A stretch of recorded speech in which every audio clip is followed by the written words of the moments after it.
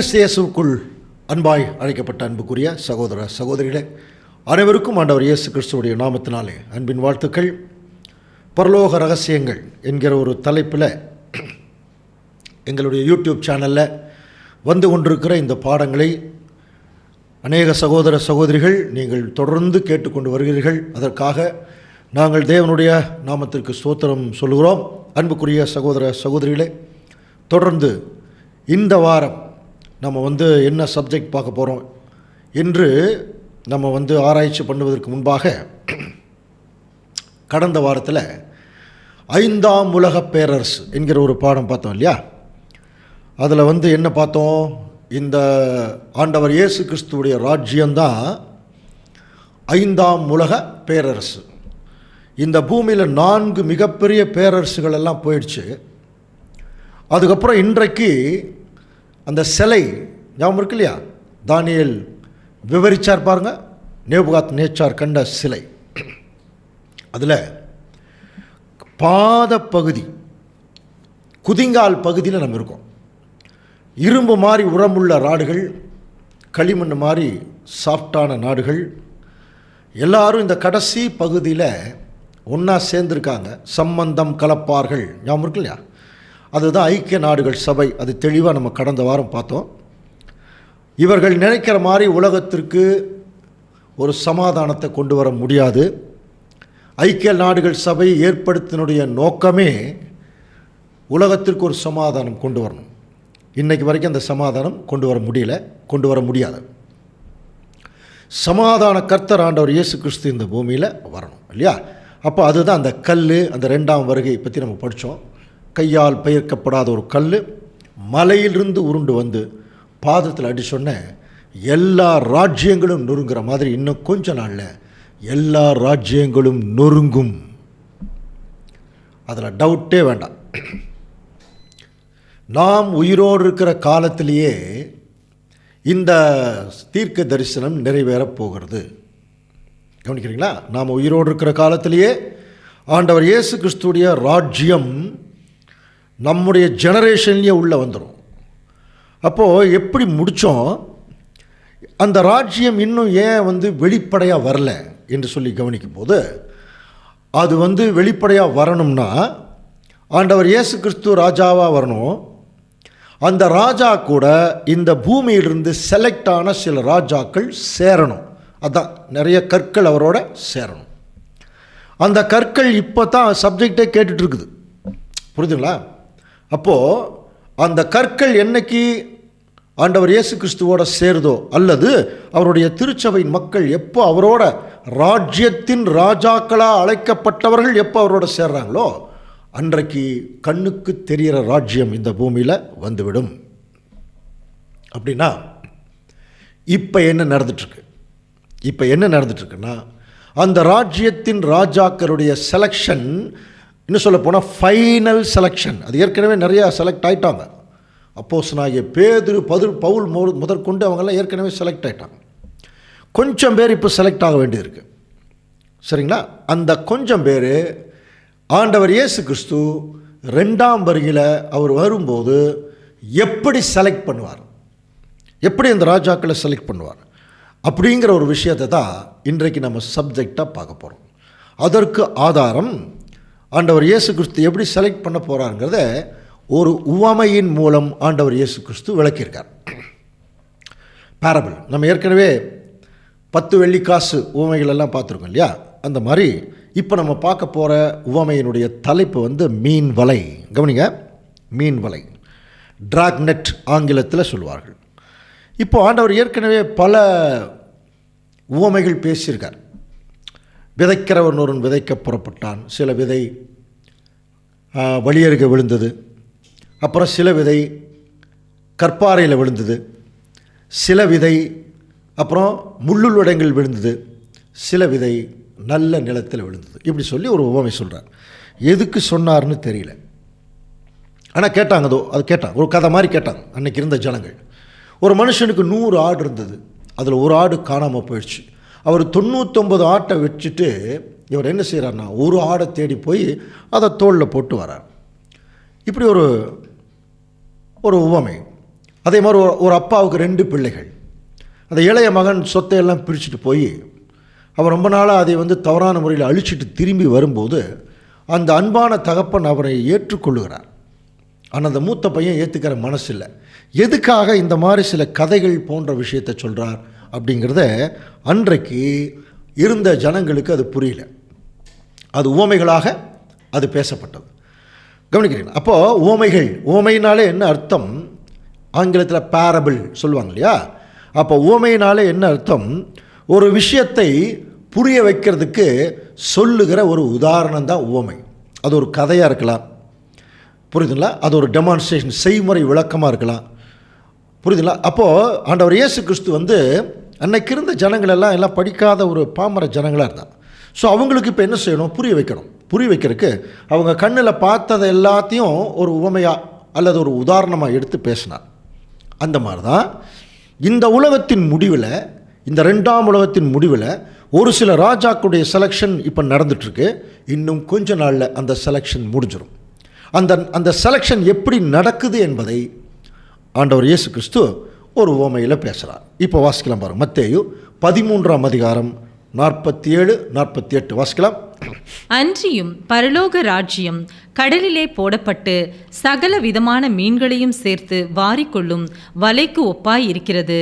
அது நிறைந்த போது அதை கரையில் இழுத்து உட்கார்ந்து நல்லவைகளை கூடைகளில் சேர்த்து ஆகாதவைகளை எரிந்து போடுவார்கள். இவ்வளோதான் பாருங்க, ஒரு சின்ன ஓமை தான். ஆனால் எப்படி ஆரம்பிக்கிறாருன்னா, பரலோக ராஜ்யம் கடலிலே போடப்பட்டு சகலவிதமான மீன்களையும் சேர்த்து வாரிக்கொள்ளும் வலைக்கு ஒப்பாக இருக்கிறது. கவனிங்க, பரலோக ராஜ்யம் கடலுக்கு ஒப்பாக இருக்குன்னு சொல்ல, மீனுக்கு ஒப்பாக இருக்குன்னா சொல்ல. அந்த வலை போட்டு சகல மீன்களையும் வாரிக்கொள்ளும் ஒரு வலைக்கு ஒப்பாக இருக்குது. அது நிறைந்த போது கரையில் உட்கார்ந்து என்ன செய்வாங்கன்னா, நல்லவைகளை கூடையில் அங்கே போடுவாங்க, ஆகாதவைகள் எல்லாம் எரிந்து போடுவாங்க. பாருங்கள், இவையை சொல்லி முடிச்சுட்டு மத்தேயு 13ஆம் அதிகாரம் 49ஆம் வசனத்தில் இப்படியே உலகத்தின் முடிவிலும் நடக்கும். கவனிக்கிறீங்களா? இப்படித்தான் உலகத்தின் முடிவில் நடக்குமா? இப்போ நம்ம எங்கே இருக்கோம்? உலகத்தின் முடிவில் இருந்துட்டுருக்குறோம். அன்புக்குரிய சகோதர சகோதரர்களே, கொஞ்சம் கவனிங்க. உலகத்தின் முடிவில் நம்ம வாழ்ந்துட்டுருக்குறோம். அதுக்குரிய மூகாந்தரங்கள் எல்லா சிம்டம்ஸும் நல்லாவே தெரியுது. நிறையா தெள்ள தெளிவான தீர்க்க தரிசனங்களை வரக்கூடிய வாரங்களில் நம்ம பார்க்க போகிறோம். 3ஆம் உலக யுத்தத்தை பற்றி, இஸ்ரேல் தீர்க்க தரிசனத்தை பற்றி, டோட்டல் உலக ராஜ்யங்களுடைய அழிவை குறித்து, அமெரிக்காவை குறித்து, எல்லா நாடுகளை குறித்து பார்க்க போகிறோம். கவனிக்கிறீங்களா? அப்போது இந்த உலகத்தின் முடிவில் ஆண்டவர் இயேசு கிறிஸ்து எப்படி ஒரு தேவனுடைய திருச்சபையின் பிள்ளைகளை செலக்ட் பண்ணுறாருன்னா, ஒரு மீன் வலையை போட்டு அதில் நிறைய மீன்கள் வருது. உட்கார்ந்து நல்ல மீன் கெட்ட மீன் பிரிக்கிறார். இப்போ நீங்களே ஒரு மீன் கடைக்கு போங்க, இந்த படத்தை பார்த்தாலே தெரியும். இந்த படத்தில் ஒரு பெரிய மீன் கடை, கவனிங்க. இந்த மீன் கடையில் போய் மீன் கடைக்காரர்கிட்ட எது நல்ல மீன் எது கெட்ட மீன் கேட்டால் என்ன சொல்லுவாங்க? இது நல்ல மீனுங்க, இது கெட்ட மீனுங்க. எந்த மீன் கடைக்காரராக சொல்லுவாங்களா? அப்போது ஒரு மீன் கடைக்காரனால் இது நல்ல மீன் இது கெட்ட மீனெல்லாம் பிரிக்க முடியாது. இது ருசி ஜாஸ்தி ருசி கம்மி, விலை ஜாஸ்தி விலை கம்மின்னு வேணால் பிரிக்கலாமே ஒழிய இது கெட்ட மீனுன்னு சொல்லி எந்த ஒரு மீன் கடைக்காரனும் விற்க மாட்டான் இல்லையா? ஆனால் அன்புக்குரிய சகோதர சகோதரிகளே, கொஞ்சம் கவனிங்க. இந்த உவமை எதுக்கு தேவன் ஆண்டவர் இயேசு கிறிஸ்து சொல்கிறார் அப்படின்னா, மத்தேயு 13:49 பாருங்கள். தேவ தூதர்கள் புறப்பட்டு நீதிமான்களின் நடுவிலிருந்து பொல்லாதவர்களை பிரித்து. பார்த்தீங்களா? அப்போ இது மீனை பிரிக்கிற விஷயம் இல்லை, நீதிமான்களின் நடுவில் இருந்து பொல்லாதவர்களை பிரிக்கிற விஷயம். இதை தான் செய்ய போகிறார் ஆண்டவர் இயேசு கிறிஸ்து. டோட்டல் கிறிஸ்தவ மண்டலத்தில் ஒரு வகுப்பார் நீதிமான், இன்னொரு வகுப்பார் டோட்டலாகவே பொல்லாதவர்கள். ஸோ இவங்களை என்ன செய்ய போகிறார் அப்படின்னா, தனியாக நீதிமான்களை பிரிக்க போகிறார். எப்படி பிரிக்க போகிறார்? ஒரு மீன் மாதிரி. என்ன போட்டு பிரிக்க போகிறார்?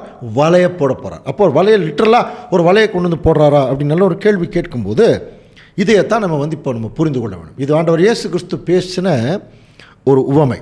நம்ம படிக்கிறோம் இல்லையா? அன்றியும் பரலோக ராஜ்யம் கடலிலே போடப்பட்டு சகலவிதமான மீன்களையும் வாரிக்கொள்ளும் வலைக்கொப்பாக இருக்கிறது சொல்லிட்டார் இல்லையா? ஒரு மீன் வலை. இப்போது இந்த மாதிரி அநேக உவமைகளை ஆண்டவர் இயேசு கிறிஸ்து சொல்லும் பொழுது ஒரு முறை ஆண்டவரிடத்தில் போய் சீஷர்கள் கேட்குறாங்க. மத்தேயு 13ஆம் அதிகாரம் 10ஆம் வசனம் பாருங்கள். அப்பொழுது சீஷர்கள் அவரிடத்தில் வந்து, ஏன் உவமைகளாக பேசுகிறேன் என்று கேட்டார்கள். புரியுதுங்களா? அதாவது ஒரு கதை மாதிரி சொல்கிறீங்க, அல்லது புரியாத மாதிரி ஏதோ சொல்லிட்டு இருக்கிறீங்க. ஏன் இப்படியே பேசிகிட்டு இருக்கிறீங்க, எங்களுக்கு புரிகிற மாதிரி நேரடியாக சொல்லலாம் இல்லையா என்கிற அர்த்தத்தில் கேட்குறான். அப்போ அதுக்கும் ஆண்டவர் என்ன பதில் சொல்லியிருக்கலாம் பாருங்கள். நான் பேசுகிற ஊமைக்கு இதுதான் அர்த்தம் அப்படி சொல்லலாம், அல்லது நீங்களே கண்டுபிடிச்சுங்கன்னு சொல்லலாம், சொல்ல மாட்டேன்னு கூட சொல்லலாம். ஆனால் ஆண்டவர் சற்றும் எதிர்பாராத ஒரு பதிலை கொடுக்குறார். வாசிக்கலாம் பாருங்கள், 11ஆம் வசனம். அவர்களுக்கு அவர் பிரதியுத்தரமாக, பரலோக ராஜ்யத்தின் ரகசியங்களை அறியும்படி உங்களுக்கு அருளப்பட்டது, அவர்களுக்கோ அருளப்படவில்லை. பார்த்தீங்களா, பரலோக ராஜ்யத்தின் ரகசியங்களை அறியும்படி உங்களுக்கு அருளப்பட்டது. அப்போ என்ன கேள்வி கேட்டாங்க? ஏன் ஊமைகளாக பேசுகிறீங்கன்னு. அதுக்கு ஆண்டவர் சொன்ன பதில் என்ன? நான் பேசிகிட்டு இருக்கிறது பரலோக ராஜ்யத்தின் ரகசியங்கள். இன்னும் புரிகிற மாதிரி சொல்லணும்னா பரலோக ராஜ்யத்துக்கு போவதுடைய ரகசியங்கள். இன்றைக்கி எல்லா கிறிஸ்தவர்களும் மேக்சிமம் எல்லோரும் என்ன நினச்சிட்டு இருக்கிறாங்கன்னா, நம்ம எல்லாம் பரலோகம் போயிடலாம், ஆண்டவர் வந்து அப்படியே கூட்டிகிட்டு பரலோகத்துக்கு போயிடுவார் அப்படின்னு நினச்சிட்டு இருக்கிறாங்க. வாய்ப்பே இல்லை அன்புக்குரிய சகோதர சகோதரி. இந்த உவமையினுடைய பொருள் தெரியவில்லை என்றால் பரலோக ராஜ்யத்துக்கு போகிறதுக்கான வாய்ப்பு இல்லை. அதுக்காக தான் தேவன் என்ன செய்கிறார்னா இந்த உவமையை நமக்கு சொல்கிறார் ஆண்டவர் இயேசு கிறிஸ்து. இப்போது இந்த உவமையினுடைய பொருளை இப்போ நம்ம என்ன செய்ய போகிறோம்? கண்டுபிடிக்க போகிறோம். எப்படி? அதுதான் வேத வாக்கியங்களை ஆராய்ந்து பாருங்கள். படித்தோம் இல்லையா? இவைகளில் ஜோடி இல்லாமல் இராது, படிச்சிருக்கோம் இல்லையா? கர்த்தருடைய புஸ்தகத்திலே தேடி வாசியுங்கள். இப்போது எங்கிருந்து ஆரம்பிக்கலான்னா, பரலோக ராஜ்யம் கடலில் போடப்பட்ட சகல விதமான மீன்களையும் சேர்த்து வாடிக்கொள்ளும் வலைக்கு ஒப்பாக இருக்குது அப்படின்னு சொன்னார் இல்லையா? இப்போ நம்ம என்னென்ன கண்டுபிடிக்கணும்னா, இந்த கடல்னா என்ன, அதுக்கு ஏதாவது ஆவிக்குரிய அர்த்தம் இருக்கா? ஏன்னா ஓமைனாலே ஒரு உதாரணம் தானே. அப்போ எதை உதாரணமாக சொல்கிறார்? ஒரு கடல். அடுத்தது கடல் இருக்கிற மீன்கள். அடுத்தது அந்த மீன்களை வாரிக்கொள்ளக்கூடிய ஒரு வலை. இந்த மூணுக்கும் அர்த்தம் கண்டுபிடிக்கணும். இதுதான் வேத வாக்கியங்களை ஆராய்ந்து பாருங்கள். இப்போது நமக்கு கடந்த கிளாஸ்லேயே நம்ம வந்து இந்த கடலை பற்றி சில வசனங்கள் கூட படிச்சிருக்கிறோம் இல்லையா? கடல் என்றாலே ஏசாயா 57ஆம் அதிகாரம் 20ஆம் வசனம் பாருங்க, வாசிக்கலாம். துன்மார்க்கரோ கொந்தளிக்கும் கடலை போல் இருக்கிறார். பார்த்தீங்களா? துன்மார்க்கரோ கொந்தளிக்கும் கடலை போல் இருக்கிறார். அப்போ இந்த பூமியில் இருக்கிற துன்மார்க்கரெல்லாம் ஒரு கடல் மாதிரி, அதனால தான் கொந்தளிக்கிறாங்க. பாரு, எல்லா நாடுகளும் என்ன ஆகிட்டுருக்கு? கொந்தளிப்பு இருக்கு இல்லையா? எப்படி கடல் அதை அலையை வந்து அடிச்சுட்டு போகிற மாதிரி இன்றைக்கி ஜனங்களுக்குள்ள பயங்கரமான சிவில் வார், உள்நாட்டு கலகங்கள், போராட்டங்கள் ரொம்ப ஜாஸ்தி ஆயிடுச்சு. கொந்தளிக்கிறாங்க எல்லாருமே. காரணம் அவர்களுடைய துன்மார்க்கம். அது மட்டும் இல்லை, இன்னொரு வசனம் கூட வெளிப்படுத்தல் 17ஆம் அதிகாரம் 15ஆம் வசனத்தில் ஒரு வேசியை குறித்து பேசுகிறார். அந்த வேசி உட்கார்ந்திருக்கிற தண்ணீர்களை கண்டாயே, அந்த தண்ணீர்களுக்கு மீனிங் கொடுக்குறேன்னு சொல்கிறார் பாருங்க. அவைகள் ஜனங்களும் கூட்டங்களும் ஜாதிகளும் பாஷைக்காரருமாம். நம்ம போன தடவையே என்ன பார்த்தோம்? ஒரு இங்கிலீஷில் ஒரு புஸ்தகம் படிக்கும்போது ஒரு கடினமான வார்த்தையை அதனுடைய அர்த்தம் கண்டுபிடிக்கிறதுக்கு டிக்ஷனரிக்கு போகிறோம் இல்லையா? ஆனால் பைபிளுக்கு டிக்ஷனரி பைபிள் தான்.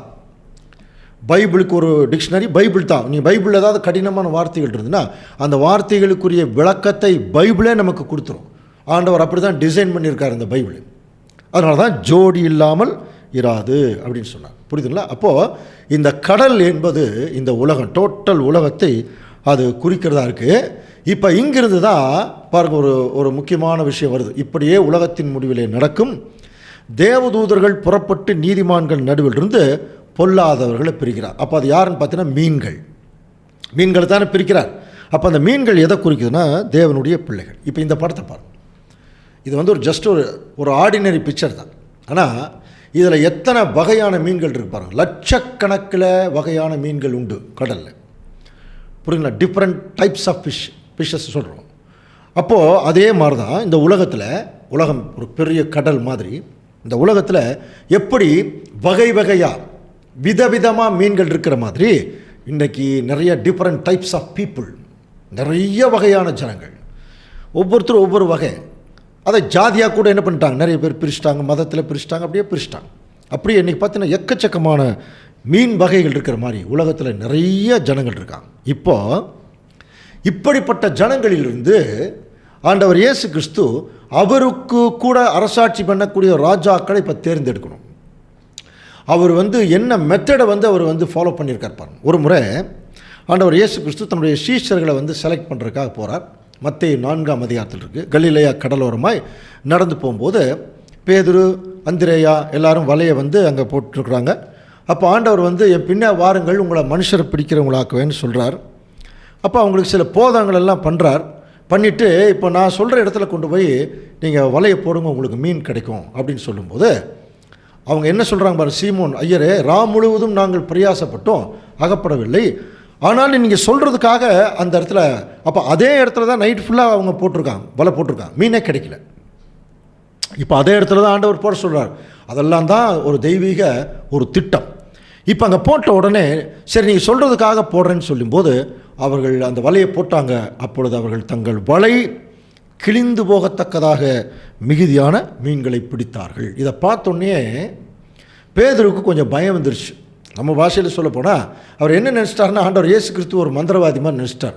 உடனே பயந்துட்டு, ஐயரே நீங்கள் வந்து ரொம்ப பெரியவங்க, ஏதோ ஒரு தெய்வீக சக்தி உங்களுக்குள் இருக்கு, அந்த மாதிரி நீங்கள் வந்து எங்களை விட்டு போயிடணும் அப்படின்னு சொல்லும் பொழுது ஆண்டவர் பேதுருவை பார்த்து சொன்னார், இது முதல் பயப்படாதே, இது முதல் நீ மனுஷனை பிடிக்கிறவராயிருப்பாய். ஸோ லூக்கா 5:10 கவனிக்கிறீங்களா? ஓகே. ஸோ இது எதுக்காக இந்த ஒரு டெமான்ஸ்ட்ரேஷன் நடந்தது அப்படின்னா, ஆண்டவர் இயேசு கிறிஸ்து இப்போது அவருடைய ராஜ்யத்தின் ராஜாக்களை அவர் எப்படி தான் செலக்ட் பண்ண போகிறார்னா, முதல் வருகையிலையும் அப்படி தான் செலக்ட் பண்ணாரா, ரெண்டாம் வருகையிலையும் இப்படி தான் செலக்ட் பண்ண போகிறார். எப்படி செலக்ட் பண்ண போகிறார்? அதை தான் பரலோக ராஜ்யம் சகலவிதமான மீன்களையும் வாரிக்கொள்ளும் ஒரு வலைக்கு ஒப்பார்கள். படித்தோம் இல்லையா? அப்போது இந்த மீன்கள் தான் தேவனுடைய பிள்ளைகள், இவங்களை பிரிக்கணும். இப்போ ஆண்டவர் இயேசு கிறிஸ்து முதலாம் வருகையில் ஆகட்டும், ரெண்டாம் வருகையில் ஆகட்டும், அவருடைய ராஜ்யத்தின் ராஜாக்களை பிரிக்கிறதுக்கு ஒரு வலை எடுத்துகிட்டு வந்தாருங்க. கவனிக்கிறீங்களா? இப்போ தான் நம்ம சப்ஜெக்டுக்குள்ளே போகிறோம். ஒரு வலை எடுத்துகிட்டு வரார். இப்போ நம்ம வலைன்னா லிட்ரலாகவே ஒரு வலையா அப்படின்னா இல்லை. ஆனால் அது என்ன வலை? இவர் ஏற்கனவே பேசுனது உவமை தானே. உவமைன்னா என்ன? ஒரு விஷயத்தை புரிய வைக்கிறதுக்காக சொல்கிற உதாரணம். அப்போது ஒரு உதாரணத்தை எடுக்கிறார். ஒரு வலை மாதிரி ஒன்று எடுத்துகிட்டு வர்றார். இப்போ ஒரு வலையை நீங்கள் பாருங்கள். வலையை பார்த்தாலே நமக்கு நல்லா தெரியும். 2 கயிறு இருக்கும். ஒன்று வெர்டிக்கலாக ஒரு கயிறு போகும், ஹரிசாண்டலாக ஒரு கயிறு போகும். அதாவது மேலேயும் சைட்லேயும் இப்படி கிடைமட்டமாக 2 கயிறுகளால் கட்டப்பட்டது தான் வலை. புரியுதில்ல? வெர்டிக்கலாக ஒரு ஒன்றும் ஹரிசாண்டலாக 2 கயிறுகளால் கட்டப்பட்டு தான் வலை. அப்போ ஆண்டவர் இயேசு கிறிஸ்து 2 கயிறுகளால் கட்டப்பட்ட ஒரு வலையை தாங்க எடுத்துகிட்டு வந்தாராம். கவனிக்கிறீங்களா? என்னது முதல் கயிறு? இப்போ வாசிக்கலாம் பாருங்க. ஓசியா 11:4. மனுஷரை கட்டி இழுக்கிற அன்பின் கயிறுகளால் நான் அவர்களை இழுத்தேன். பார்த்தீங்களா? முதல் கயிறு அன்பு. கவனிக்கிறீங்களா? அன்பு. ஆண்டவர் இயேசு கிறிஸ்து இந்த பூமியில் வந்ததனுடைய அடிப்படையே அன்பு தான். மனுஷரை கட்டி இழுக்கிற அன்பின் கயிறுகள். ரொம்ப தூரம் போயிட்டாங்க இந்த உலகத்தினுடைய ஜனங்கள். 2ஆம் உலகத்தில் ஆண்டவர் இயேசு கிறிஸ்து வந்து தன்னுடைய அன்பின் கயிறுகளால் அவங்கள போட்டு இழுக்கிறாராம். இது ஒரு கயிறாச்சா? இப்போ ஒரு கயிறு இருந்தால் வந்துடுவாங்களா? வலை செய்ய முடியுமானா முடியாது. அதுக்கு இன்னொரு கயிறு வேணும். என்ன கயிறு? இந்த கயிறோட இன்னொரு கயிறு டையப் ஆகணும். அப்போ தான் அந்த ஒரு வலையாக அது மாறும். அது என்ன கயிறு? எபேசியர் 4:15. அன்புடன் சத்தியத்தை கைக்கொண்டு. பார்த்தீங்களா? நம்ம ஏற்கனவே இந்த வசனம் படிச்சிருக்கிறோம். நீங்கள் குழந்தைகளாயிராமல் மனுஷருடைய சூதும் வஞ்சிக்கிறதுக்கு ஏதுவான பலவிதமான தந்திரமான போதனைகளில் அலைப்படாதீங்க. அன்புடன், பார்த்தீங்கன்னா முதல் அன்பு கயிறு. அந்த அன்புடன் சத்தியத்தை கைக்கொண்டு. அப்போது ஒரு கயிறு அன்பு, இன்னொரு கயிறு சத்தியம். 2 வச்சு டைப் பண்ணி தான் ஒரு வலையை உருவாக்கினாராம். கவனிக்கிறீங்களா? இதை எப்படி சொல்லலாம்? ஆண்டவர் இயேசு கிறிஸ்து இந்த பூமியில் இந்த உலக ஜனங்களை மீட்பதற்காகவே அவ்வளோ பெரிய பரலோகத்தினுடைய ஐஸ்வர்யத்தை விட்டுட்டு வரார் பாருங்க. அதில் தாங்க அந்த தெய்வீக அன்பு இருக்குது. வந்தது மட்டும் இல்லை, தன்னைத்தான் வெறுத்து இந்த பூமியில் அவ்வளோ பெரிய ஐஸ்வர்யவான் ஒரு பரம ஏழையை போல் இந்த பூமியில் சுற்றித் திரிகிறார். தனக்கு கொடுக்கப்பட்ட ஐஸ்வர்யமான பரிசுத்தாவியை எல்லாருக்காகவும் பயன்படுத்துகிறார். ஸோ அது எதனுடைய அடையாளம்? அவர் காட்டின அன்பு. சரி, அன்பு மட்டும்தான் காட்டினாரா? ஊராக போனாரே, என்ன காட்டினார்? சத்தியத்தை காட்டினார். அதுதான் சத்தியங்கிறது. புரியுதுங்களா? தேவனுடைய ராஜ்யத்தின் ரகசியங்கள். அதற்கு தேவனுடைய பிள்ளைகள் போவதற்குரிய குணலட்சணங்களை அடங்கிய பதிவுகள். அது தீர்க்க தரிசனமாக இருக்கலாம், பிரமாணங்களாக இருக்கலாம், தேவனுடைய மெய்யான நேரடியான வசனங்களாக கொடுக்கலாம், மலை பிரசங்கம் போல, இல்லையா? இப்போ இந்த மாதிரி ஆண்டவர் இயேசு கிறிஸ்து அன்பையும் கொண்டு வந்தார், சத்தியம் 2 வலையை தாங்க பின்னிட்டு வந்தார். அப்போ நல்லா புரிஞ்சுக்கலாம். முதல்ல இந்த கடல் இந்த உலகத்தை குறிக்கும், மீன்கள் தேவனுடைய பிள்ளைகளை குறிக்கும். அந்த வலை அது அன்பு சத்தியம், 2 கயிறு. இப்போ பாருங்கள், இந்த வலையில் தான் முதல் வருகையில் பேதுரு, பவுல், யோவான், யாக்கோபு மாட்டினாங்க. புரியுதுங்களா? இந்த வலையில் தான் இப்போ இந்த சத்தியத்தை கேட்டுக்கொண்டிருக்கிற சகோதர சகோதரிகள் நீங்கள் மாட்டியிருக்கீங்க, நாங்களும் மாட்டியிருக்கிறோம். நம்மெல்லாம் அவ்வளோ சீக்கிரம் வலையில் மாட்டுறவங்களா? யோசனை பண்ணி பாருங்கள். அவ்வளோ சீக்கிரம் வலையில் மாட்டுறவங்களா? அப்போது நம்மெல்லாம் கழுவுற மீனில் நழுவுற மீன். சத்தியம் நல்லா தான் இருக்குது, ஆனால் உலகத்தில் ரொம்ப விரும்பி இருப்போம். அப்படி உலகத்தோட ஒட்டி போகத்தான் அதிகமாக விரும்புவோம். அப்படியே சத்தியமும் கொஞ்சம் வச்சுக்குவோம், ஆண்டவர் கொஞ்சம் பக்கத்தில் இருக்கட்டும் அப்படின்னு. ஆனால் உண்மையான தேவனுடைய பிள்ளைகள் அப்படி இல்லை. என்னைக்கு அந்த அன்பை உணர்கிறார்களோ, சத்தியத்தை உணர்கிறார்களோ, ஆட்டோமேட்டிக்காக அந்த வலைக்குள்ளே வந்துடுவாங்க. ஸோ இப்போ நீங்களே சொல்லுங்கள், இப்போ நம்மெல்லாம் அவ்வளோ சீக்கிரம் வலையில் மாட்டிருமோன்னா மாட்ட மாட்டோம் அப்படின்னா அவர் தான் வலையில் அகப்படுத்தியிருக்காரா? ஆமாம். அதுக்கு ஏதாவது வசனம் இருக்கா? இருக்குது. 66ஆம் சங்கீதம் 10ஆம் வசனம் வாசிக்கலாம். தேவனே, எங்களை சோதித்தீர், வெள்ளியை புடமிடுகிறது போல எங்களை புடமிட்டீர். எங்களை வலையில் அகப்படுத்தி எங்கள் இடுப்புகளின் மேல் வருத்தமான பாரத்தை ஏற்றினீர். பார்த்தீங்களா? எங்களை வலையில் அகப்படுத்தி. அப்போது இதில் எப்படி புரிந்து கொள்ள வேணும், நம்ம தேவனுடைய ஒரு சத்தியத்தை கேட்பதற்கு ஒரு இன்ட்ரெஸ்ட் இல்லாமல் போனால் கூட தேவன் நம்மை செலக்ட் பண்ணிட்டார்னு வைங்க, நீங்கள் எந்த மூலையில் இருந்தாலும் அந்த வலையில் மாட்டிடுவோம். இப்போது ஒரு 5, 10, 5, 6, 7 சப்ஜெக்ட் நம்ம பார்த்துட்டோம். தேவனுடைய திட்டத்தினுடைய சாராம்சம் இதுதாங்க ஒரிஜினல். தயவு செய்து புரிஞ்சுங்க. சிஸ்டமேட்டிக் இருக்கக்கூடிய சப்ஜெக்ட் இது தான். முதல் உலகம், 2ஆம் உலகம், 3ஆம் உலகம், 5ஆம் உலக பேரரசு. புரியுதுங்களா? 3 வழிகள். இதெல்லாம் பார்த்தீங்கன்னா இதுதான் சிஸ்டமேட்டிக்காக இருக்கக்கூடிய ஒரிஜினல் சத்தியம். அப்போது இதில் அவ்வளோ சீக்கிரம் நம்ம மாட்ட மாட்டோம். தேவன் என்ன பண்ணியிருக்கார்? நம்மளை மாட்ட வச்சுருக்கார். இதற்கு என்ன ஆதாரம்? நம்ம எங்கெங்கேயோ தெரிஞ்சிட்டு இருந்தோம், ஆனால் இன்றைக்கி காற்றுல வந்துருச்சு பாருங்கள். சத்தியம் காற்றுல வந்துருச்சு.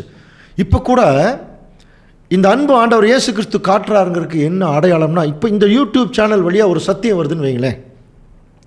இந்த யூடியூப் சேனல் எந்த விதமான வியாபார நோக்கத்திற்காக ஆரம்பிக்கப்பட்டது அல்ல. கவனிங்க, இதை ஆர்கனைஸ் பண்ணி கொண்டிருக்கிற சகோதரர்கள் நாங்கள் எல்லாருமே நல்ல வேலையில் இருக்கோம். எங்களுக்கு நிறைஞ்ச சம்பளம் தேவன் கொடுத்துருக்கார். நாங்கள் யார்கிட்டையும் 5 பைசா வாங்கிறதில்ல. இலவசமாய் பெற்றீர்கள், இலவசமாய் கொடுங்கள், ஆண்டவர் சொல்லி கொடுத்துருக்கார். நாங்கள் யார்கிட்ட எந்த கான்ட்ரிபியூஷன் வாங்குறது இலவசமாக தான். அதனால தான் நாங்கள் என்ன பண்ணுறதில்ல, சில நேரத்தில் சொல்லுவாங்க இல்லையா, நீங்கள் சப்ஸ்கிரைப் பண்ணுங்கள், அப்புறம் பெல் பட்டனை அழுத்துங்க, அந்த ஐக்கானை அழுத்துங்க, அப்படியெல்லாம் நாங்கள் சொல்ல மாட்டோம். உங்களுக்கு தேவனால் நீங்கள் தேர்ந்தெடுக்கப்பட்டால் நீங்கள் சப்ஸ்கிரைப் ஆவீங்க, அவ்வளோதான். நீங்கள் அந்த சத்தியம் உங்களுக்கு சேர்ந்துடும். புரியுதுங்களா? ஆனால் இது வியாபார நோக்கத்தில் யாராவது செஞ்சாங்கன்னா அவங்க தான் சப்ஸ்கிரைப் பண்ணுங்கள். ஏன் அவங்க சொல்கிறாங்க அப்படின்னா, நிறைய பேருக்கு சில பேருக்கு எப்படின்னா நமக்கு நிறைய இன்ஃபர்மேஷன் கிடைக்குதுங்கிற ஒரு பாணியில் பார்ப்பாங்க. ஆனால் நிறைய பேர் சப்ஸ்கிரைப் பண்ணால் அவங்களுக்கு என்ன கிடைக்கும்?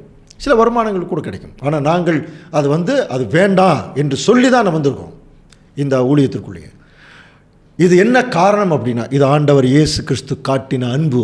இந்த சத்தியம் உங்களுக்கு இலவசமாக போயிட்டுருக்கு. புரியுதுங்களா? அதைத்தான் சொல்கிறார், அன்புடன் சத்தியத்தை கை கொண்டு.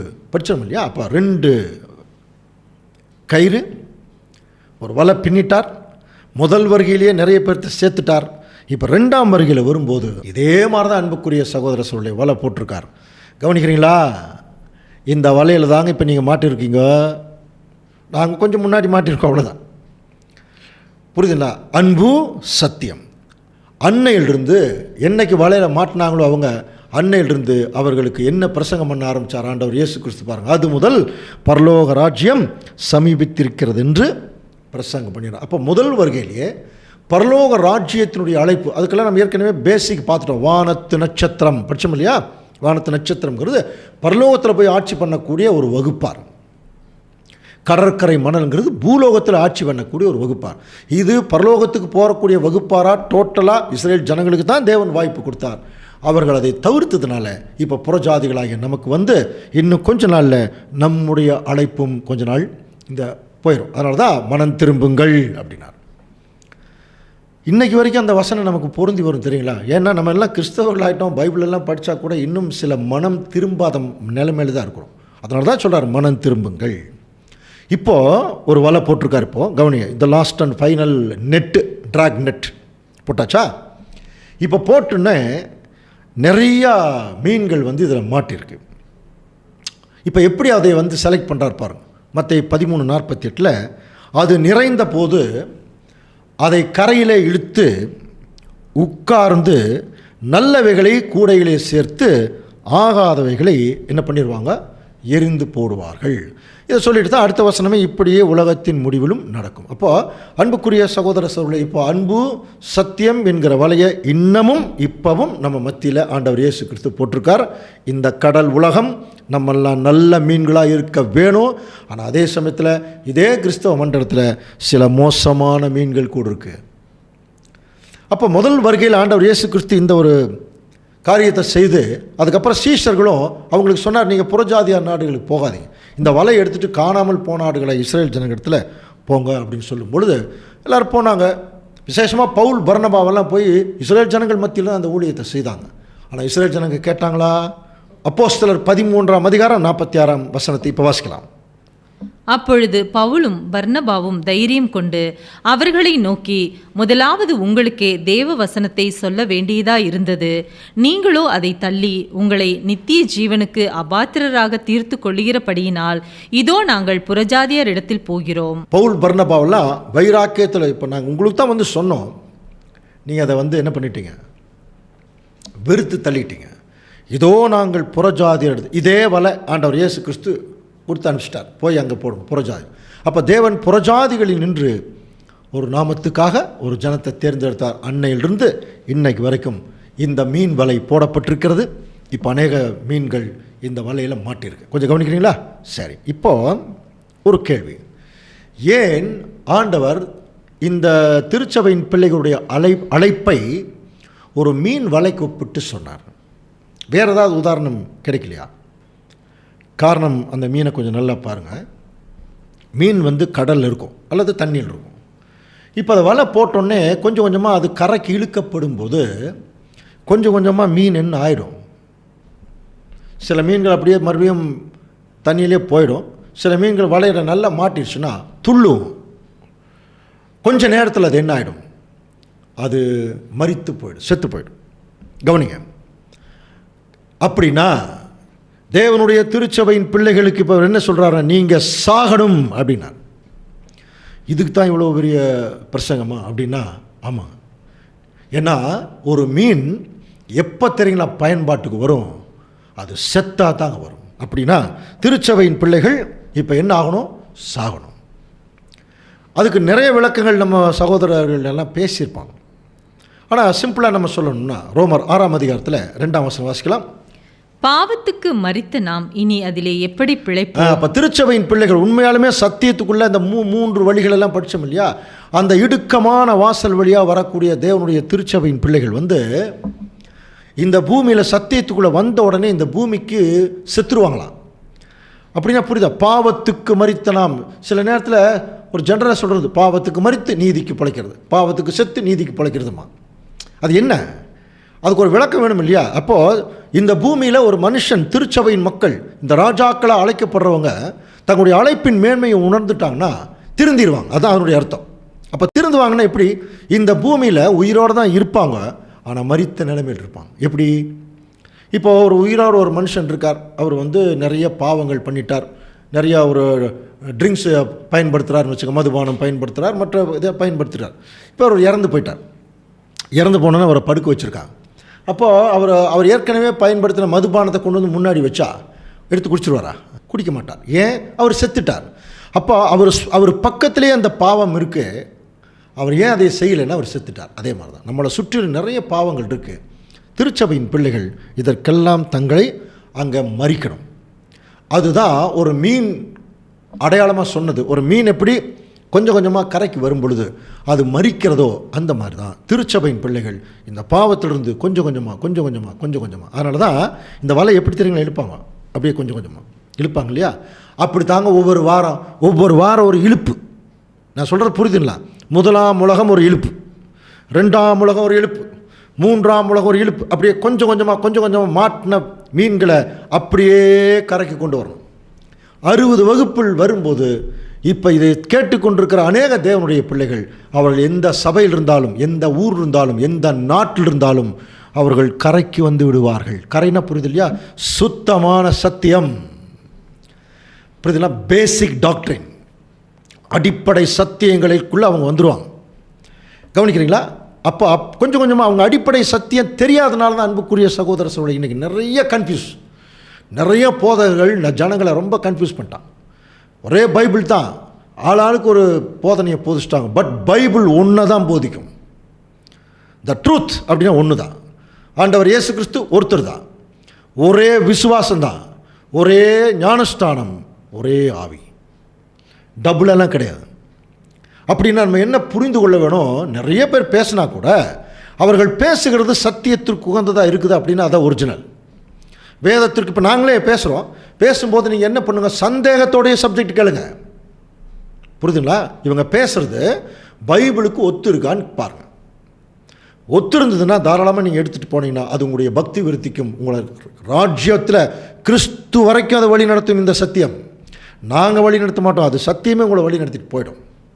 அன்புக்குரிய சகோதர சொல்லே, அதே மாதிரி தான் அதுலேயே 4ஆம் வசனத்தில் கவனிக்கும் போது, மேலும் பிதாவுடைய மகிமையினாலே கிறிஸ்து மரித்தோரிலிருந்து எழுப்பப்பட்டது போல நாமும் புதிதான ஜீவனுள்ளவர்களாய் நடந்து கொள்ளும்படி அவருடைய மரணத்திற்குள்ளாக்கும் ஞானஸ்தானத்தினாலே கிறிஸ்து உடனே கூட அடக்கம் பண்ணப்பட்டோம். அடுத்த வசனம், ஆதலால் அவருடைய மரணத்தின் சாயலில் நாம் இணைக்கப்பட்டவர்களானால் அவர் உயிர்த்தெழுதலின் சாயலிலும் இணைக்கப்பட்டிருப்போம். இது ரொம்ப ரொம்ப முக்கியம் அன்புக்குரிய சகோதர சொல்லுடைய. ஆண்டவர் இயேசு கிறிஸ்து இந்த பூமியில மாம்சத்திலே கொலையுண்டு ஆவியிலே உயிர்ப்பிக்கப்பட்டார். பேதுரு எழுதுறார். அப்போது ஏன் ஆண்டவர் இயேசு கிறிஸ்து ஆவியின் சரீரத்தில் உயிர் தெழுந்தார்னா, ஆவியின் சரீரத்தில் இருக்கிறவங்க தாங்க பரலோகத்துக்கு போக முடியும். அப்படின்னு அந்த உலக ஜனங்களெல்லாம் 3ஆம் உலகத்தில் உயிர் தெழுந்து வரும்போது எப்படி வருவாங்க? எல்லாம் இங்கே மாம்சத்தில் தான் வருவாங்க. அதனால தான் நம்முடைய ராஜ்யம் வருவதாகன்னு சொன்னார். கவனிங்க, இது நிறைய பேருக்கு குழப்பம். எல்லாரும் பரலோகம் போயிடுவாங்க. ஒரு சிலர் எப்படி போதிக்கிறாங்கன்னா, ஒரு சிலர் பரலோகம் போயிடுவாங்க, மித்த இருக்கிறவங்களாம் நரகத்துக்கு போயிடுவாங்க அப்படின்னு. ஆனால் வேதம் என்ன சொல்லுதுன்னா, 3ஆம் உலகம் வரும்போது ஒட்டுமொத்த உலக ஜனங்களையும் அவர் உயிர் தெழுப்ப போகிறார். ஆதாமுக்குள் எல்லாரும் மரிக்கிறது போல கிறிஸ்துவுக்குள் எல்லாரும் உயிர்ப்பிக்கப்படுவார்கள். உயிர்த்தெழுந்து இழந்த ஆசீர்வாதங்களை கொடுக்க போகிறாருங்கிறது தான் ராஜ்யத்தின் நல்ல செய்தி. அப்போ எல்லாரும் உலகத்தில் மாம்சத்தில் தான் வருவாங்க. ஆனால் ஆண்டவர் இயேசு கிறிஸ்துவை இப்போ பின்பற்றுறாங்க பாருங்கள், அவங்க உயிர்த்தெழும்போது ஆவிக்குரிய சரீரத்தில் உயிர்த்தெழுவாங்க. ஏன்? அவர்கள் கிறிஸ்து உடனே பரலோகத்தில் போய் ஆட்சி பண்ணக்கூடியவர்கள். அப்படின்னா அப்படி போகிறவங்க இந்த பூமியில் செத்து போன நிலைமைன்னா என்னன்னு தெரியணும் இல்லையா? அதைத்தான் ஆண்டவர் இயேசு கிறிஸ்து சூசகமாக ஒரு தடவை சொன்னார். மத்தேயு 16:24 வாசிக்கலாம். அப்பொழுது இயேசு தம்முடைய சீஷர்களை நோக்கி, ஒருவன் என்னை பின்பற்றி வர விரும்பினால் அவன் தன்னைத்தான் வெறுத்து தன் சிலுவையை எடுத்துக்கொண்டு என்னை பின்பற்ற கடவன். பாருங்க, ஒருவன் என்னை பின்பற்ற விரும்பினால் அவன் தன்னைத்தான் வெறுத்து தன் சிலுவை எடுத்துட்டு என் பின்னாடி வரணும். ஸோ இதை அப்போஸ்தலனாகிய பவுல் அழகாக புரிஞ்சுட்டு ஒரு உண்மையான தேவனுடைய பிள்ளை சாகிறதுனா என்னன்னு அவர் சொல்லி கொடுத்தார். என்ன தெரியுங்களா சாகிறதுனா? ரோமர் 12ஆம் அதிகாரம் 2ஆம் வசனம் பாருங்கள். நீங்கள் இப்போ நம்மளை பார்த்து சொல்கிறார், இப்பிரபஞ்சத்திற்கு ஒத்த வேஷம் தெரியாமல். அப்போ எல்லாரும் என்ன பண்ணிட்டு இருக்கிறாங்க? வேஷம் போட்டிருக்காங்க. இந்த உலகத்தின் வேஷம் கடந்து போகிறதுல படிச்சிருக்கோம். அப்போ இந்த பிரபஞ்சத்திற்குரிய ஒத்த வேஷம் தெரியாமல் ஒரு கமா இருக்கா?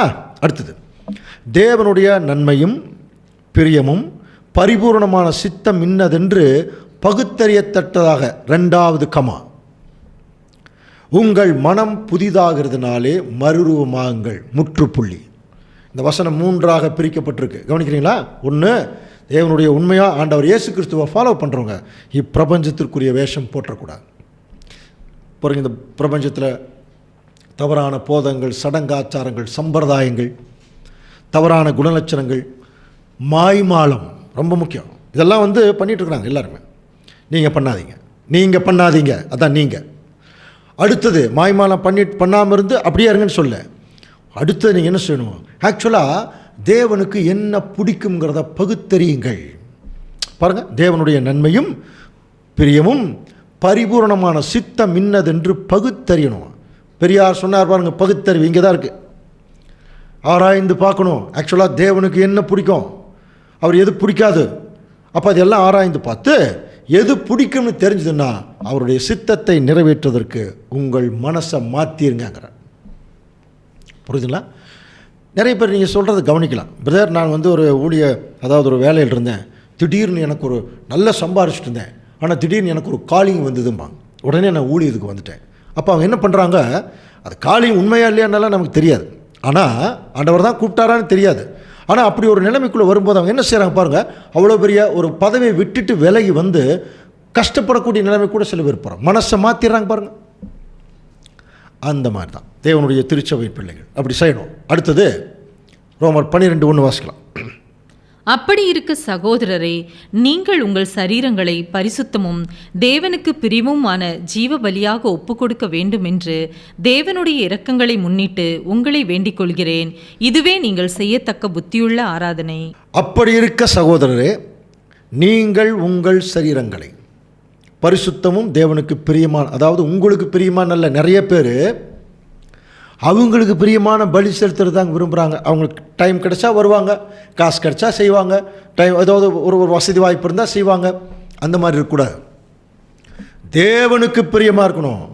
அவர் எந்த டைமில் கூப்பிட்றாரு போகணும், எதை செய்ய சொல்கிறாரு செய்யணும். அதுதான் தேவனுக்கு பிரியமான ஒரு ஜீவ பலி. ஜீவ பலினா புரியுதுங்களா?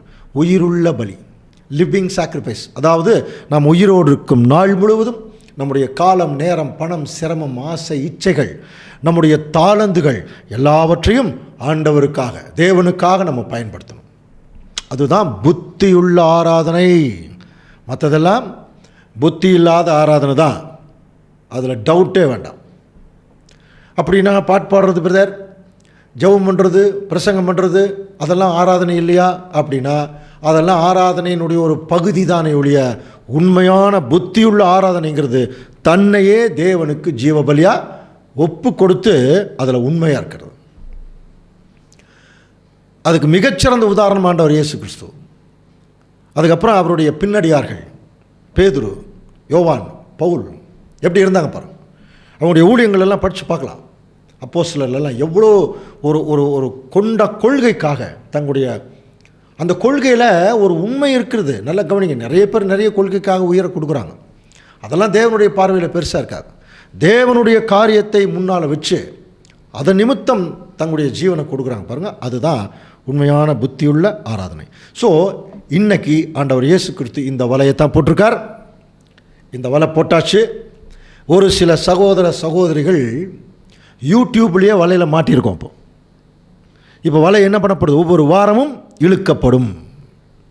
இழுக்கப்பட்டு இப்போ கரை சேரணுங்கிறது வேறு ஒன்றும் இல்லை. 60 சப்ஜெக்ட் முடியும் போது நம்ம என்ன கண்டிஷன் இருப்போம் தெரியுங்களா? கவனிங்க.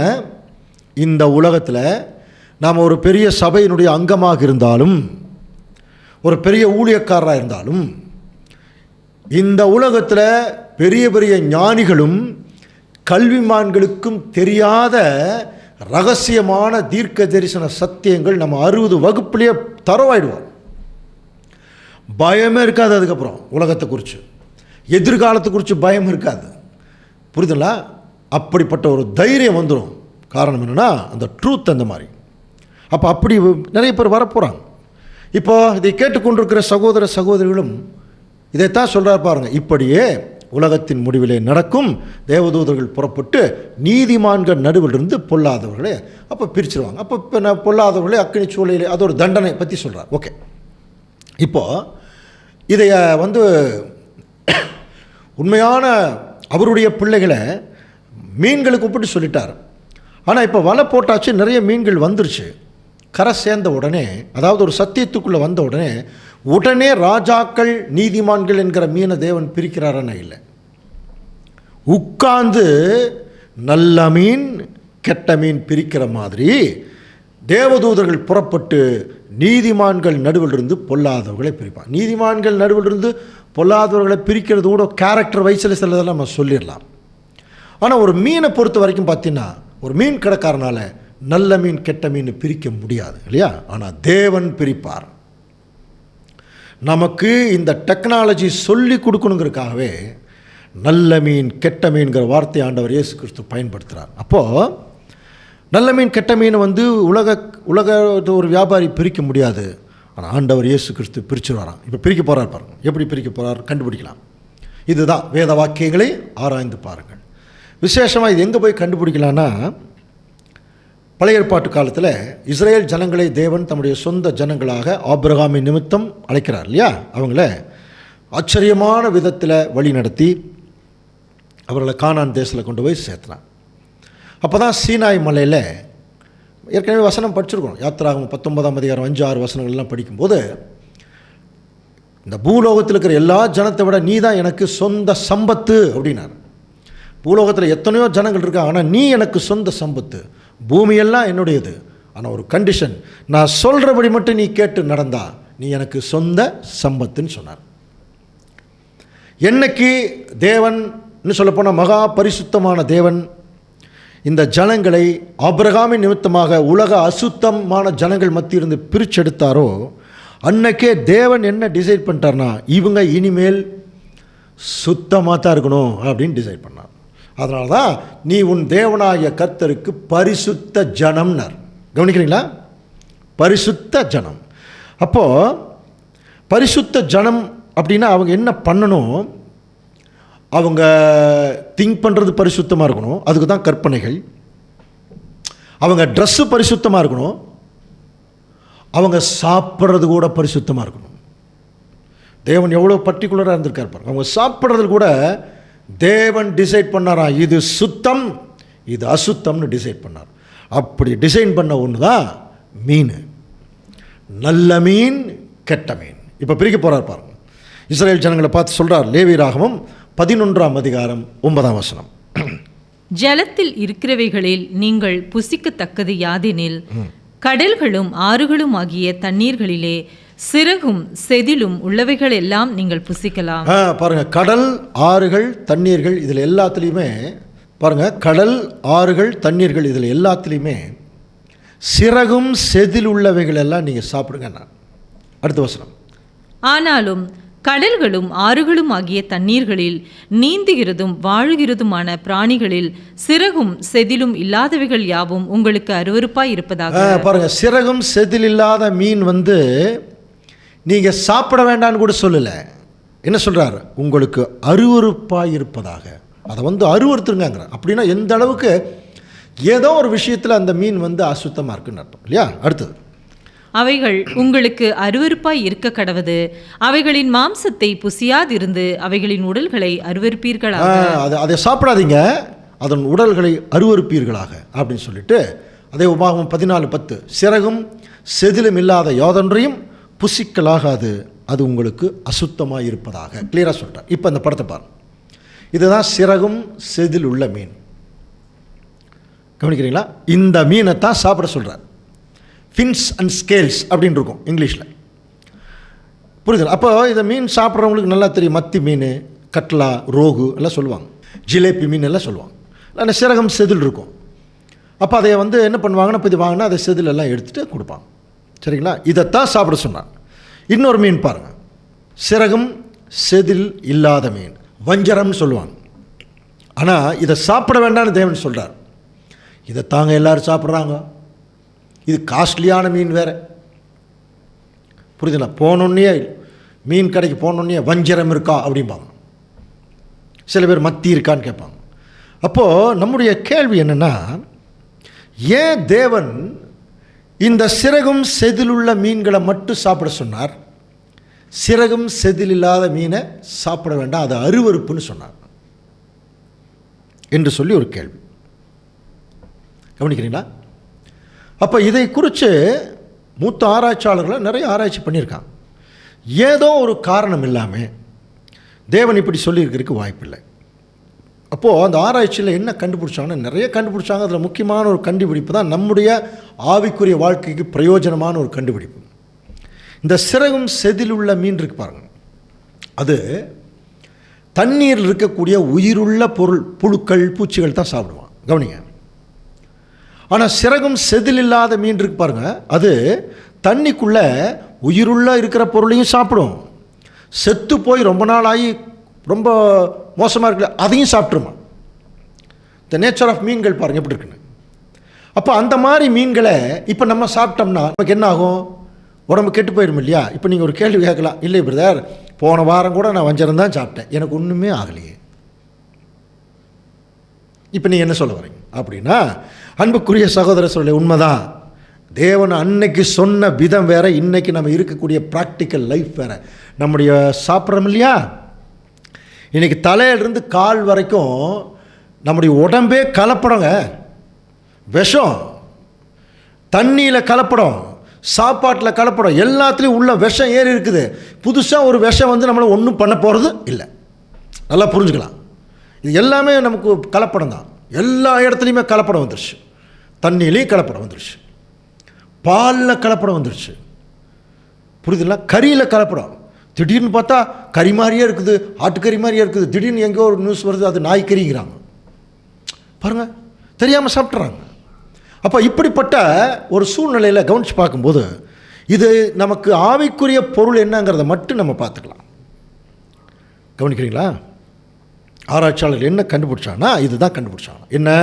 சிறகும் செதிலுள்ள மீன்கள் எப்பொழுதுமே உயிருள்ளதை மட்டும்தான் சாப்பிடும். அப்போ என்னமோ இந்த சிறகும் செதிலுள்ள மீன் உயிருள்ளதை சாப்பிடும் அப்படிங்கிற விஷயத்தில் தேவன் என்னமோ ஒரு பாடத்தை மீன்களாகிய நமக்கு கற்றுக் கொடுக்க விரும்புகிறார்.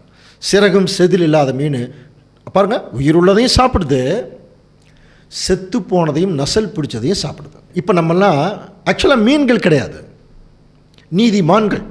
அப்படி தான் இருக்குது. அப்போ நம்மளை வந்து பிரிக்கிறதுக்கு மீனை வந்து ஒரு உருவகமாக பயன்படுத்துகிறார்.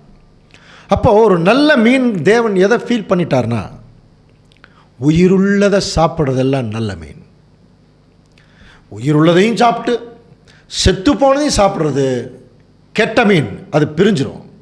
இப்போ நம்ம கண்டுபிடிக்க வேண்டியது, அப்படின்னா நம்மெல்லாம் மீனுன்னா நம்ம உயிருள்ளதை தான் சாப்பிடணும், அதான அர்த்தம். அப்போ எது உயிருள்ளதுன்னு நமக்கு தெரியணும், எது உயிருள்ளது. ஒரு முறை ஆண்டவர் இயேசு கிறிஸ்து பின்னாடி ஒரு ரைட் டைமில் பார்த்தீங்கன்னா ஆயிரக்கணக்கான பேர் வந்தாங்க. கவனிங்க, ஆயிரக்கணக்கான பேர் அவர் பின்னாடி வந்துட்டுருக்குறாங்க. வந்துட்டு இருக்கும்போது திடீர்னு ஒரு வார்த்தையை ஆண்டவர் இயேசு கிறிஸ்து சொல்கிறார். அது என்ன வசனம்? யோவான் 6ஆம் அதிகாரம் 56ஆம் வசனம் வாசிக்கலாம். என் மாம்சத்தை புசித்து என் இரத்தத்தை பானம் பண்ணுகிறவன் என்னிலே நிலைத்திருக்கிறான், நானும் அவனிலே நிலைத்திருக்கிறேன். திடீர்னு என்ன சொல்லிட்டாருன்னா, என் மாம்சத்தை புசித்து என் இரத்தத்தை பானம் பண்ணுகிறவனின் பின்னாடி வர வசனங்களை பார்த்தீங்கன்னா அவனை நான் கடைசி நாளில் எழுப்புவேன் நல்லா சொன்னான். இவங்க எப்படி புரிஞ்சுக்கிட்டாங்கன்னா பாருங்கள், இப்போ அதாவது ஒரு ஜனரஞ்சகமாக சொல்லணும்னா, திடீர்னு போயிட்டு இருக்கும்போது பாருங்கள், என் விரலை வெட்டுறேன், இந்த விரலை யார் சாப்பிடணும், அதே மாதிரி சொட்டுது இல்லையா ரத்தம், அதை ஒரு கிளாஸில் பிடிச்சி நீங்கள் குடிச்சிங்கன்னா தான் நீங்கள் பரலோக ராஜ்யம் அப்படின்னு கிறிஸ்து சொன்ன மாதிரி நினச்சிட்டான். அது ஒரு கஷ்டமாக இருக்கும் இல்லையா, ஒரு மாதிரி ஆகிடும். என்னுடைய ரத்தத்தை சாப்பிடணும், என்னுடைய மாம்சத்தை. அவர் உயிரோடு இருக்கார். அப்போ ஒரு உயிரோடு இருக்கும்போது எப்படி சாப்பிட முடியும்? அல்லது ஒரு சாகணும். அப்போது இவன் எப்படி புரிஞ்சுக்கிட்டான்னா, அது எப்படி ஒரு மனுஷனுடைய மாம்சத்தை ஒருத்தர் சாப்பிடுவான், ரத்தத்தை எப்படி குடிக்க முடியும் என்று சொல்லி அவர்கள் ஆண்டவர் இயேசு கிறிஸ்து ஏற்கனவே அவர் உண்மைகளாக தான் பேசிகிட்டு இருக்கார். ஆவிக்குரிய பொருளை பேசுகிறது அவங்களுக்கு புரியல. அதனால் ஆயிரக்கணக்கான பேர் வந்தாங்க இல்லையா. அவங்க சீசரை என்ன சொன்னாங்க தெரியுங்களா? சீசரை என்ன சொல்கிறாங்க பாருங்கள், யோவான் 6:60. அவருடைய சீஷரில் அநேகர் இவைகளை கேட்ட பொழுது, இது கடினமான உபதேசம், யார் இதை கேட்பார்கள் என்றார்கள். பார்த்தீங்களா என்ன சொல்லிட்டாங்க? இது கடினமான உபதேசம், யார் இதை கேட்பார்கள். அந்த செகண்ட் இருந்து ஆயிரக்கணக்கான பேரும் ஆண்டவர் இயேசு கிறிஸ்துவை விட்டு போயிட்டாங்க. கவனிங்க, போயிட்டாங்க. இப்போது இந்த 12 சீஷர்கள் மட்டும் அவங்களுக்கு வேறு வழியே இல்லை, ஆண்டவரை பின்பற்றி வந்துட்டாங்க இல்லையா, அப்படியே முழிச்சுட்டு நின்றுருக்காங்க. அப்போது ஆண்டவர் சொல்கிறார் அந்த 12 பேரையும் பார்த்து, எல்லோரும் போயிட்டாங்க, உங்களுக்கும் போகிறதுக்கு பிரியமாக இருந்தால் போயிருங்கன்ட்டார். பாருங்க, அதனால தான் அவர் கூப்பிட்ட போது எப்படி கூப்பிட்றார், ஒருவன் என்னை பின்பற்ற விரும்பினால். ஏன்னா இது கஷ்டமான ஒரு வழி, அவமானத்தின் வழி, புரியுதுனா, சஞ்சலத்தின் வழி. இதில் உண்மையாக ஆண்டவரை நேசிக்கிறவங்க தான் போக முடியும். அதனால தான் கூப்பிடும் போதே விரும்பினா வாங்கினார். இப்போ என்ன சொல்கிறார், நீங்கள் விருப்பம் இல்லைன்னா போயிருங்கிறார். பாருங்க, அந்த டைமில் ஆண்டவர் இயேசு கிறிஸ்துவின் இடத்துல அடிக்கடி தப்பாக பேசி நல்லா திட்டு வாங்குவார் இல்லையா நம்முடைய பேதுரு. பாருங்கள், அவர் சொன்ன வார்த்தை தான் இன்றைக்கி நமக்கு மிகப்பெரிய ஒரு வார்த்தை. பாருங்கள், வாசிக்கலாம். அவர் யோவான் 6ஆம் அதிகாரம் 68ஆம் வசனத்தில் சீமோன் பேதுரு பாருங்க, அவருக்கு பிரதியுத்தரமாக, ஆண்டவரே யாரிடத்தில் போவோம்? பாருங்க என்ன அருமையான வார்த்தை, யாரிடத்தில் போவோம்? நித்திய ஜீவ வசனங்கள் உம்மிடத்தில் உண்டே. கவனிக்கிறீங்களா? அவர் சொன்ன வார்த்தையை கொஞ்சம் கவனிங்க. நித்திய ஜீவ வசனங்கள். ஜீவ வசனம்னா புரியல, ஜீவன், உயிருள்ள வசனங்கள் உங்ககிட்ட இருக்குன்னாரு. கவனிக்கிறீங்களா? அப்போ பேதுரு என்ன சொல்லிட்டாருன்னா, உங்ககிட்ட இருக்கிறதெல்லாம் உயிருள்ள வசனங்கள். அதனால தான் அன்புக்குரிய சகோதரர்கள் நல்லா கவனிக்கிறீங்களா? அப்போது ஆண்டவர் என்ன சொல்ல வர்றாரு தெரியுமா? எதுக்கு உயிர் இருக்கான்? அவருடைய வசனத்துக்கு மாத்திரம்தான் உயிர் இருக்கு. ஒரு மனுஷன் செய்ய வேண்டிய வேலையை அவர் வசனம் செஞ்சிடும், திருத்திடும் ஒரு மனுஷனை. அதனால தான் அதை ஒரு உணவு கொப்பிட்டு எரேமியா பேசுகிறார். எரேமியா 15:16 வாசிக்கலாம். உம்முடைய வார்த்தைகள் கிடைத்த உடனே அவைகளை உட்கொண்டேன். போதும் பாருங்க, உம்முடைய வார்த்தைகள் கிடைத்த உடனே அவைகளை உட்கொண்டேன். இதுதான் அப்போ அந்த வார்த்தைகள் தான் உயிருள்ளது. அப்போ உண்மையான மீன், நீதிமான் எதை மட்டும்தான் சாப்பிடுவான்? நல்ல மீன் எதை சாப்பிடுமா? உயிருள்ளதைத்தான் சாப்பிடும். அந்த மாதிரி தான் திருச்சபையின் பிள்ளைகள் நம்ம எதை மட்டும்தாங்க சாப்பிடணும். நல்லா புரிஞ்சுங்க, எதை மட்டும்தான் சாப்பிடணுன்னா என்ன அர்த்தம்? எதை மட்டும்தான் ஃபாலோ பண்ணணும்னா வசனத்தை மட்டும்தாங்க ஃபாலோ பண்ணணும். இன்றைக்கி நிறைய பேர் வசனத்தையே ஃபாலோ பண்ணுறதில்ல, வேறு ஏதோ ஃபாலோ பண்ணுறாங்க. ஒரு சிலர் கொஞ்சம் வசனத்தை ஃபாலோ பண்ணுறாங்க, அப்புறம் கொஞ்சம் உலகத்தை, அதிகமாகவே உலகத்தில் இப்படி இருக்கிறாங்க. இது எதற்கு ஒப்பானதுன்னா, உயிருள்ளதையும் சாப்பிட்டு செத்து போனதையும் சாப்பிட்ற மாதிரி. அப்போ இந்த மீன்கள்லாம் என்ன ஆகிடும்? அப்போ 60 சப்ஜெக்ட் கேட்டால் கூட இப்போ யார் உண்மையாக டிசைட் பண்ணணும்? இப்போ இந்த இனிமேல் நம்ம வசனத்துக்கு மட்டும்தான் கீழ்ப்படியணும். உலக பிரகாரமான சடங்காச்சாரங்கள், சம்பிரதாயங்கள், தவறான போதனைகள் நிறைய வந்துட்டு இருக்குதுங்க. போதனைகள் யூடியூப் காற்றுல வந்துட்டே இருக்கு, நிறைய பேர் டைவர்ட் ஆகிடுறாங்க. ஸோ இவர்கள் எல்லாம் பார்த்தீங்கன்னா தேவனுடைய சத்தியத்துக்கு புறம்பானது. இப்போ இந்த மாதிரி நிறைய வரும்போது அதையும் கேட்டுக்குவாங்க.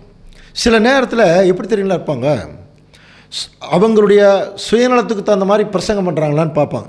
யூடியூப்பை திறந்தாலே அவங்களுக்கு பிடிச்ச மாதிரி இருந்ததுன்னா என்ன பண்ணுவாங்க, அதை பார்ப்பாங்க, இல்லைன்னா அதை ஆஃப் பண்ணிடுவாங்க. அதே மாதிரி தான் சபைகள்லேயும் சரி, ஒரு ஊழியக்காரர் வர்றார், வந்துட்டு ஒருத்தர் வீட்டில் அவங்க செய்யக்கூடிய தவறை சொன்னார்னு வச்சுங்களேன், அவங்களுக்கு பிடிக்காது.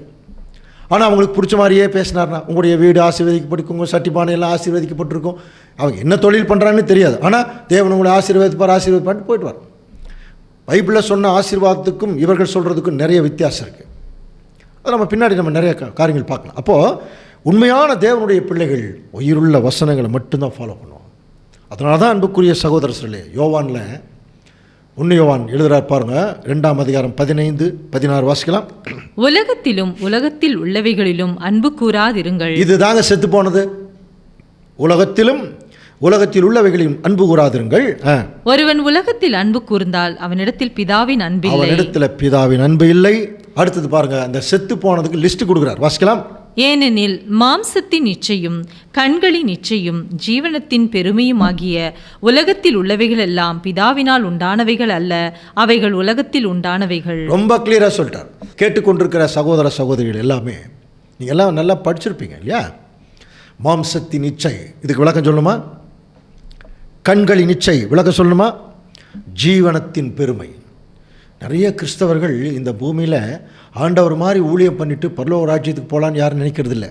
இந்த பூமியிலேயே நல்ல பகட்டு பந்தா, பெரிய பெரிய வசதி வாய்ப்பு, எல்லாரும் மதிக்கணும், இப்படித்தாங்க நிறைய பேர் நினைக்கிறாங்க.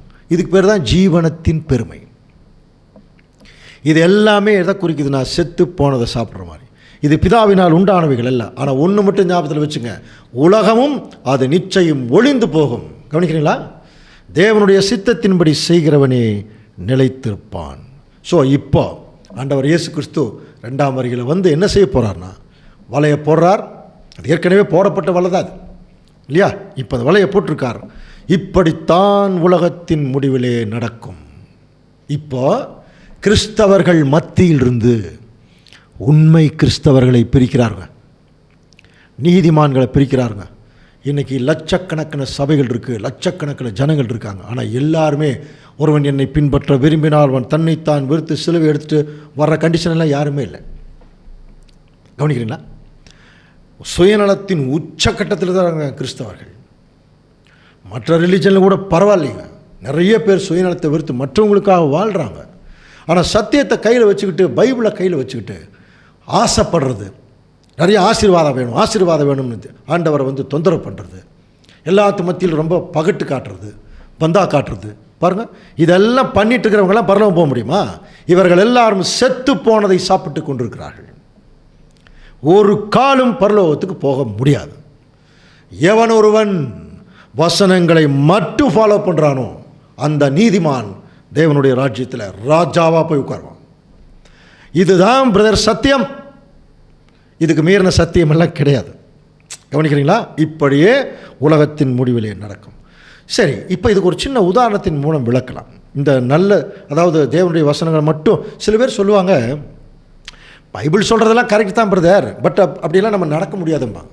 நடப்பதற்காகத்தான் இயேசு கிறிஸ்து நமக்கு ஒரு அடிச்சுவடுகளை தொடர்ந்து வரும்படி ஒரு மாதிரியை காண்பிச்சுட்டு போயிருக்கார். முடியலன்னா போயிடுங்க, உங்களுக்கு வேறு கட்டாயமாக நீங்கள் நடக்கணுங்கிறதெல்லாம் ஆண்டவர் இயேசு கிறிஸ்து யாரையும் கம்பல் பண்ணுறதில்ல. சரிங்களா? யாரையும் கம்பல் பண்ணுறதில்ல. உண்மையான அன்பு செலுத்தினா வாங்க, கஷ்டம்தான். அவரோடைய பாடுகளை சகித்தால் அவரோடைய ஆளுகை செய்யலாம். சகிக்கிறதுக்கு வாங்க பாடுகளை அப்படின்னு கூப்பிட்றாரு. நிறைய பேர் சகிக்கிறதுக்கு யார் தயாராக இல்லை, சுகிக்கிறதுக்கு தயாராக இருக்கிறாங்க. நான் சொல்கிறது புரியுதுங்களா? அப்படியே சுகிச்சிருக்கிறது, எல்லா வசதி வாய்ப்புகளோட பெருமை. நிறைய பேர் அப்படித்தாங்க. தேவன் என்னை எப்படி தெரியுங்களா ஆசீர்வச்சிருக்கார். நான் பெரிய பேங்க் மேனேஜராக ரிட்டையர் ஆகிட்டேன், என்னுடைய ஒய்ஃப் ஹெட் மாஸ்டராக இருந்து ரிட்டையர் ஆகிடுச்சு, பையன் அமெரிக்காவில் இருக்கா, புள்ள ஆஸ்திரேலியாவில் இருக்கா. எல்லாம் நாளைக்கு அழிய போகுது, மிகப்பெரிய அழிவுக்குள்ளே வரப்போகுது. எல்லா நாடுகளும் பெருமை பாராட்டியிருக்கிறாங்க, செத்து போனதை சாப்பிட்ருக்காங்க. அன்புக்குரிய சகோதரர்களே, நம்முடைய வாழ்க்கையில் தேவன் நம்ம கொடுத்துருக்கிற மகா பெரிய அழைப்பு என்னன்னு உண்மையாலுமே தெரியணும்னா இந்த பைபிள் கிளாஸ் தயவு செய்து அட்டன் பண்ணுங்கள், தெரிஞ்சிடும். புரியுதுங்களா? ஒரு கிளாஸ் கூட மிஸ் பண்ணாமல் கேட்டுருங்க. இனிமேல் கொஞ்ச நாளில் இதை கேட்கறக்குரிய வாய்ப்பு இருக்காது. ஏன்னா ஏற்கனவே அவர் பிரிச்சுட்டாருனா ஒன்றுமே பண்ண முடியாது. சரிங்களா? இப்போ ஒரு சின்ன உதாரணம் சொல்கிறேன். உண்மையாலுமே சத்தியத்தில் இருக்கணும், தவறானதை சாப்பிட்டோம்னா நம்ம அழிவு தான் அப்படிங்கிறதுக்கு ஒரு சின்ன உதாரணம் பாருங்கள். இந்த படத்தை கொஞ்சம் பாருங்கள். வெஜிடேரியன் ஃபுட்டு, சாப்பாடு, குழம்பு, ரசம், பொரியல், அவியல், துவையல், எல்லா அவியல் எல்லாமே இருக்குது. அதை பார்த்தாலே ஒரு வேளை நம்ம ஒரு நைட்டு 9 மணி 10 மணி ஆயிடுச்சுன்னு வச்சு கொஞ்சம் பசி பார்த்தாலே ஒரு மாதிரி அட்ராக்டிவாக இருக்கும். சாப்பிட்லாங்கிற மாதிரி ஒரு எண்ணம் நிறையா இருக்குது, நிறையா சாப்பிட்லாம். இதை பாருங்கள். அடுத்தது நான் வெஜிடேரியனில் எல்லா ஐட்டமும் இருக்குது. இதை சும்மா நம்ம பார்க்குறது தான். இப்போ ஒரு நல்ல பசி எடுக்குது ஒரு மனுஷனுக்கு. இப்போ இதில் எவ்வளோ சாப்பிட்லான்னா, ஒரு மனுஷன் தன்னால் எவ்வளோ முடியுமோ அவ்வளோ சாப்பிட்லாம். புரியுதுங்களா? எவ்வளோ முடியுமோ அவ்வளோ சாப்பிட்லாம், ஒன்றுமே ஆகாது. கவனிக்கிறீங்க? சில கல்யாணங்கள் எல்லாம் போய் பார்த்தீங்கன்னா சில பேர்லாம் என்ன பண்ணுவாங்க, பாத்தி கட்டி சாப்பிடுவாங்க. அவங்களுக்கு ஒன்றுமே ஆகாது, நிறைய சாப்பிட்டே இருப்பாங்க. அது அவங்களுடைய உடல் வாகு அந்த மாதிரி. ஒரு சிலர் கொஞ்சமாக சாப்பிடுவோம். ஆனால் நார்மலாக நம்ம ஒரு விருந்துக்கு போகிறோம், சாப்பாடு சாப்பிடுவோம், அப்புறம் குழம்பு வாங்குவோம், அப்புறம் பொரியல் வாங்குவோம், கூட்டு வாங்குவோம், ரசம் வாங்குவோம், மோர் வாங்குவோம், நிறைய சாப்பிடுவோம், ஒன்றுமே ஆகாது. அப்பாடான திருப்தியாக வருவோம், எதுவுமே ஆகாது. எவ்வளோ வேணாலும் நம்மளால் சாப்பிட முடியும். சரிங்களா? இதுதான் உயிருள்ளதை சாப்பிட்ற மாதிரி. இதெல்லாம் சாப்பிட்டு பாருங்கள், கொஞ்சோண்டு பூச்சி மருந்து சாப்பிட்டு பாருங்கள். இதை நீங்கள் இவ்வளோ சாப்பிட வேண்டாம், கொஞ்சம் டிக்20 மாதிரி ஒரு சின்ன ஒரு ஸ்பூன் சாப்பிட்டு பாருங்கள். எது எஃபெக்ட் ஆகும்? இந்த பாருங்கள், அதுதான் செத்து போகணும். அப்போ நம்ம எவ்வளவுதான் நல்லதை சாப்பிட்டாலும் ஒரு சின்ன பூச்சி மருந்து என்கிற செத்து போன தவறான போதகங்களையோ தவறான கொள்கைகளையோ தவறான கேரக்டர் நமக்குள்ளே இருந்துச்சுன்னா அது நமக்கு மரணத்தை வருவிக்கும். புரியுதுங்களா? அதனால தான் தேவனுடைய திருச்சபையின் பிள்ளைகள் நல்ல மீன்கள், உயிருள்ளவைகளை மாத்திரம் சாப்பிடுவார்கள். அன்புக்குரிய சகோதரர்களே, இவங்களை தான் ஆண்டவர் இயேசு கிறிஸ்து என்ன சொன்னார்னா, பாருங்கள், நான் போய் உங்களுக்காக ஒரு ஸ்தலத்தை ஆயத்தம் பண்ணிட்டு நான் இருக்கிற இடத்துல உங்களை என்ன பண்ணுவேன், கூட்டிகிட்டு போ. இது எல்லாருக்குமா சொன்னாருங்க. அவருடைய சீஷர்கள் நாம் இப்படிப்பட்ட கண்டிஷனுக்குள்ளே வந்தால் இந்த ஆசீர்வாதம் நமக்கும் உண்டு.